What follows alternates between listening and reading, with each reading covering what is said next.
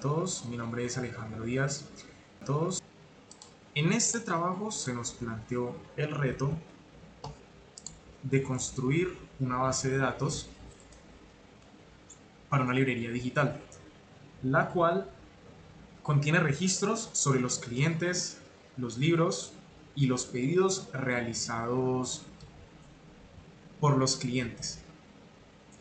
Para cada una de estas tablas tuvimos por consideración agregar un ID que nunca fuera nulo, que fuera único y autoincrementado en la medida que vaya resultando registro tras registro.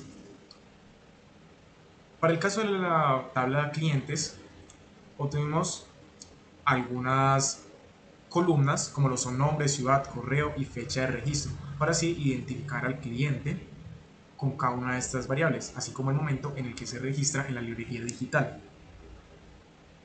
También colocamos el ID como la primary key de cada una de estas tablas. En el caso de la tabla de los libros, además del ID, agregamos columnas como lo son título, autor, género, precio, stock y editorial.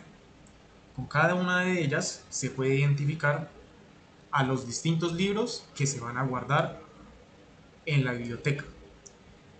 Durante el desarrollo del trabajo vimos la necesidad de agregar el título como un valor único, puesto que queríamos evitar la duplicidad de datos que hiciera repetitiva la muestra y quizás futuro procesamiento de la base de datos que se genere con estas queries.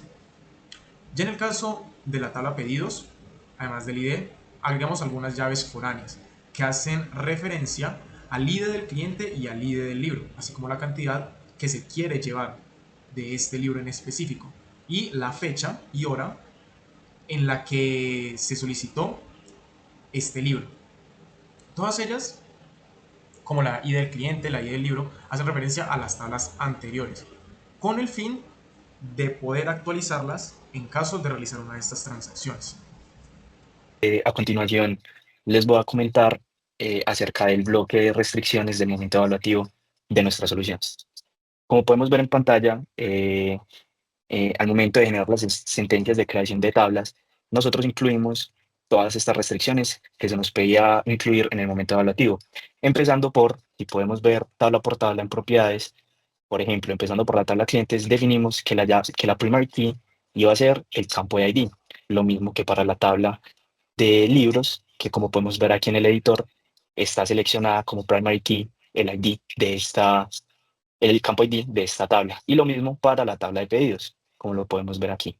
Ok, siguiendo con las restricciones que debemos incluir al momento de generar las tablas, podemos ver que en la tabla de clientes tenemos que el correo también tiene la restricción de unique. Esto se logró a través de la inclusión de esta sentencia de unique en la creación de la tabla de clientes para el campo de correo. Recordemos que esta sentencia de unique lo que hace es que al momento de ingresar nuevos registros a nuestra tabla, él va a validar que en este campo todos los registros que se vayan ingresando tengan diferentes valores para este campo. Siguiendo con las restricciones, debíamos localizar que para la tabla de pedidos y sus respectivas relaciones con cliente, la tabla de cliente y la tabla de libros, se tenía que tener que de la foreign key definida en pedidos iba a ser ID cliente, como lo podemos ver acá, está referenciando, y en la tabla de libros iba a ser el ID de libre. Como podemos ver, la relación fue creada con éxito, y aquí en las sentencias de definición de esas relaciones podemos ver que en la tabla de pedidos se definió la foreign key ID cliente dentro del campo, como campo dentro de la tabla de pedidos, que referenciaba a la tabla de clientes y a la tabla de libros respectivamente. Por último, tenemos que en la tabla de libros el valor del campo pedidos, el valor del campo stock debía tener por un valor por defecto de 10. ¿Listo? Y para finalizar, tenemos que en la tabla de libros, el valor por default del stock va a quedar como 10. Esto lo podemos ver en esta sentencia y vemos que si creamos un nuevo registro en esta tabla, cuando no ingresamos nada en el valor de stock, por defecto, se nos va a incluir este valor de 10 en el registro que ingresemos. Bueno, yo soy Miguel Ángel Ramírez Gaviria. En estos momentos voy a estar presentando entonces de manera rápida la manera como insertamos los datos.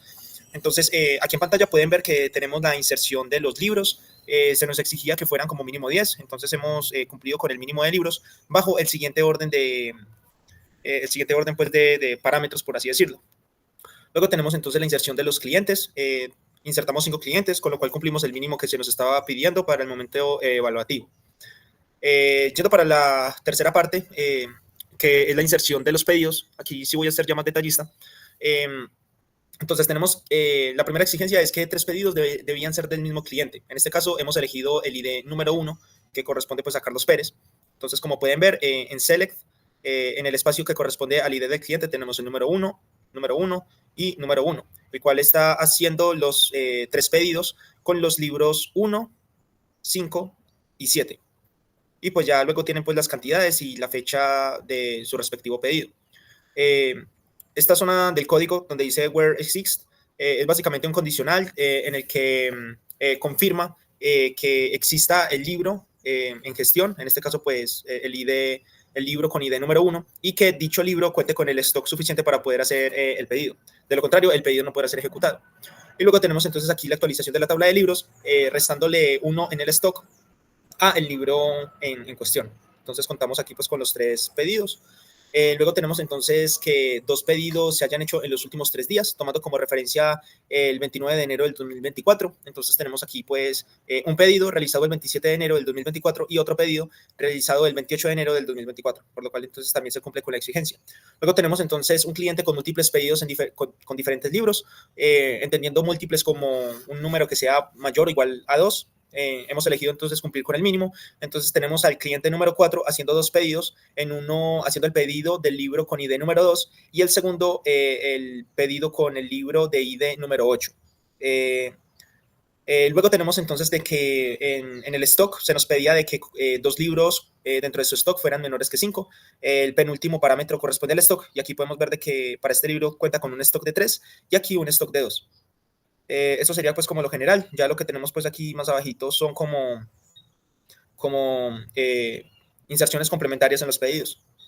Bueno, ahora que hemos creado la base de datos y las tablas correspondientes, le agregamos algunos datos, vamos a mostrar las consultas. Esta primera es para mostrar los pedidos realizados en el último mes. Entonces, utilizamos la función dateSup para restar un mes a la fecha actual, que sería current date, y comparamos esta fecha con la columna fecha pedido en la tabla pedidos.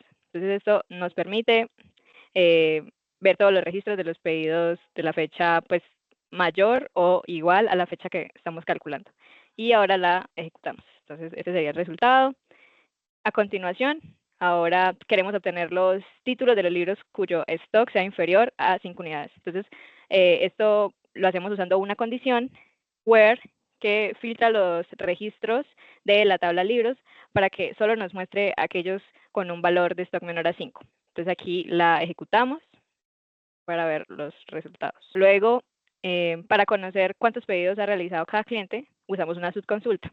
En la columna calculada total pedidos, estamos contando las filas en la tabla pedidos para cada ID cliente de la tabla cliente. Entonces utilizamos la relación entre ambas tablas por ID cliente, asegurándonos de que cada cliente tenga su número correcto de pedido. Para encontrar el libro más caro o el libro más barato de nuestra librería, entonces utilizamos una cláusula order by junto con limit 1. Primero ordenamos los registros de la tabla libros por la columna precio de forma descendente para obtener el más caro y luego de forma ascendente para obtener el más barato. Entonces, si necesitamos identificar pedidos donde un cliente ha solicitado más de 2 ejemplares de un mismo libro, filtramos la tabla pedidos utilizando una condición en la columna cantidad y nos aseguramos que la cantidad de los libros solicitados sea mayor a 2. Entonces ya aquí estamos ejecutando la consulta. Y ahora, siguiente. Entonces, para eliminar los pedidos que fueron realizados hace más de un año. Para eso utilizamos la función year para extraer solo el año de la fecha actual, current date, y lo comparamos con el año de la columna fecha pedido. Esta consulta elimina todos los registros de la tabla pedido cuyo año de fecha pedido sea anterior al año actual. Y finalmente, necesitamos limpiar por completo la tabla pedidos sin eliminar la estructura. Entonces podemos usar el comando truncate. Este comando elimina todos los registros de la tabla, pero mantiene la definición de la tabla pues como intacta, lista para que le pongamos nuevos datos.